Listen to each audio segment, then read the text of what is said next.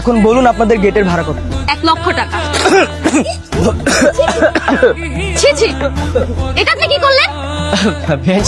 Sorry sorry sorry, আসলে 1 লক্ষ টাকার কথা শুনে হঠাৎ করে আমার গ্যাস্ট্রিকটা বেড়ে গেল। 1 লক্ষ টাকার কথা শুনে আপনার হাওয়া টাইট হয়ে গেল?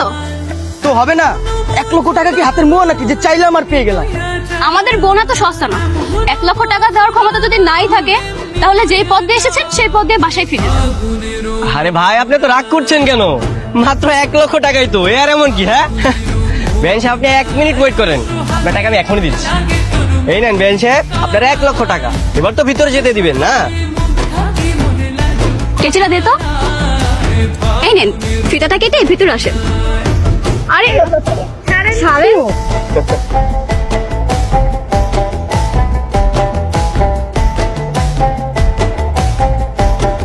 বাটপাটটা কই?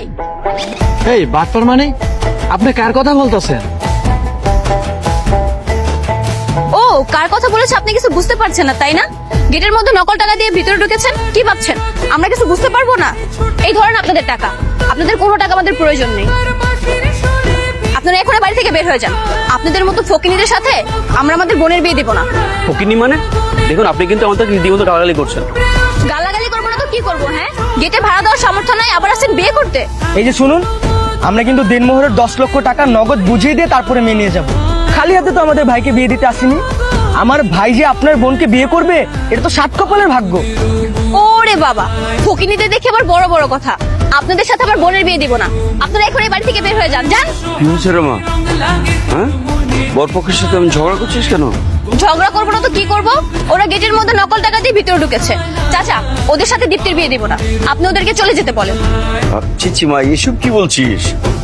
বাবা, তোমরা কিছু মনে করো না, ও ছোট মেয়ে তো। ঠিক আছে ঠিক আছে, ভালো করে বুঝিয়ে দিবেন কার সাথে কিভাবে কথা বলতে হয়। তোমাদের সাথে তোমাদের বাটপার বন্ধুটাকে একবার পাই। বাবা, বাঁচলাম। এই, এখানে কি দাঁড়িয়ে দাঁড়িয়ে মেয়ে দেখাচ্ছে? মেয়ে দেখতে আসছো তুমি এখানে? আমি মেয়ে দেখতে আসবো কেন? আমি তো তোমার বিয়ে ভাঙতে আসছি। তাহলে এভাবে ঢ্যাং করে ঘুরে বেড়াচ্ছ কেন? ভুলেও যদি কেউ জানতে পারে যে তুমি এখানে বিয়ে ভাঙতে আসো, তাহলে তোমার কি অবস্থা করবে তুমি জানো?